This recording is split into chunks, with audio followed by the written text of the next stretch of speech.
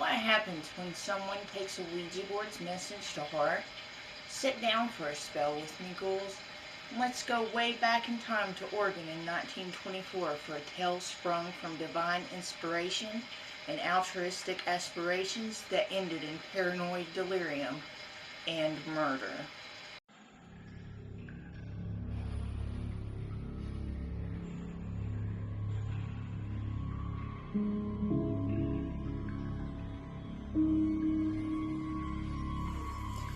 After a hearty breakfast, Nora Hollis and Eva Bradley stood by the basin washing dishes together. They had grown close in the 7 years Nora had been a lodger at the Portland home. Miss Bradley, a stately-looking woman of 65, knew Nora was a tad eccentric, but enjoyed her company and treated her like a long-lost niece, doting on her, including her in daily activities, coaxing her out of her shell to enjoy life. She, however, was not a fan of the book Nora had published the previous year. But poor Nora had been disfigured in an auto accident when she was just 17, so a wavering sense of faith was understandable. She'll come right in the end, Eva thought, as she watched Nora's diminutive figure totter up the stairs, and she settled into her favorite rocking chair to start the day's mending. The policeman thought the woman who wandered into the station holding a still warm revolver with one hand and handing him a book with the lengthy title of "The Living God of the Bible is Satan the Evil One" with the other was probably in some sort of episode and expected the journey to wind up a giant waste of his time. Nevertheless, he followed her to the boarding house on East 12th Street, and there indeed he found the body of Mrs. Eva Bradley, struck dead by 3 bullets through the back.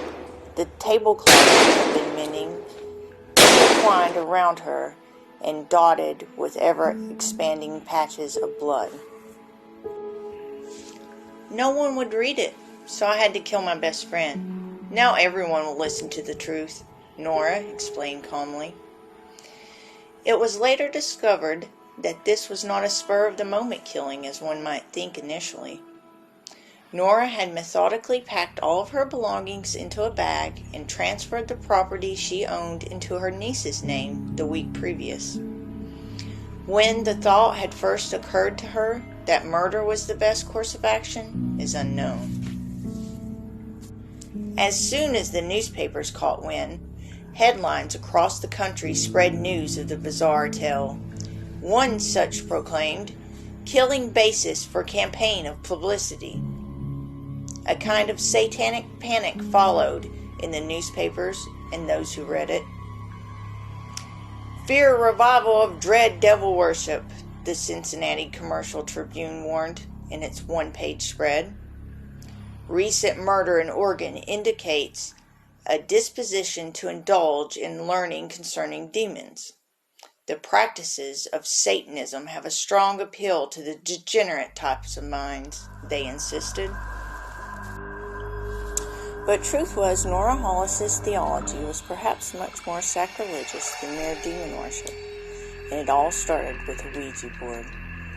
In 1890, while living in Atlanta, the future author fell in with a crowd of esoterics, and after one of their many late-night discussions, she purchased a spirit board and they tried it out.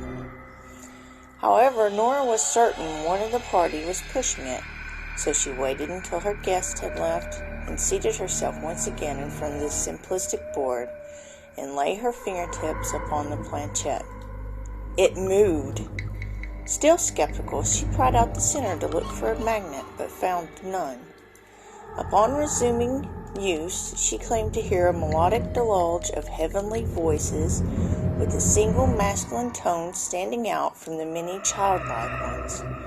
This booming voice was God, and it instructed her succinctly to pull out all of her hair. She assumed she was chosen to be the recipient of some miracle, and followed the command, but her hair did not grow back. Were one of a superstitious nature, the typical interpretation of this might be to believe you had been tricked by a masquerading demon. However, Nora's interpretation was something of a different mind altogether. It was then that I glimpsed the truth, that he was only trying to get control over me, making people believe I was insane, she recalled. The actual text of the book does not promulgate communion with demons as some newspapers reported, but rather that instead of a merciful benefactor, God himself is a cruel and malevolent demon, as observed through the intense suffering she had experienced in her own life and the world around her. Thusly the book begins. God is torturing and killing many people secretly, even as he tortured King David, Solomon, Jeremiah, Isaiah, and other prophets and people. Few believe them when they tell that they are being tortured because it is so unreasonable. It continues. The torturing voice and the power of the living God came to me suddenly. So it did, no doubt, to those in the Bible whom he chose to do his work, endure his torture, praise and exalt him. My idea of God was that he is clean and just, but it was not many months before I had changed my mind as to the God. I am not wicked, nor have I broken the 10 Commandments. Nora's plan was to use the platform of her public trial as a way to spread her truth. In addition, she hoped to be hanged to further her celebrity and thus her message. However, the court ruled that she suffered from paranoia and was not competent to stand trial. Upon being told that she was being sent to the Oregon State Hospital, she remarked, "Then I have failed. If they put me in the asylum instead of hanging me, people will say I'm crazy. I am sorry now to have killed my friend to make people read my book, because it did no good." Nora Hollis remained at the hospital until her death in 1945. Her story and the murder of Eva Bradley are all but lost to time. However, a single copy of her book survives in the Library of the University of Oregon's Special Collection Archives as a testament to the fickle nature of human perspective and the tenuous grasp we all hold on reality. Until we meet again, stay sane.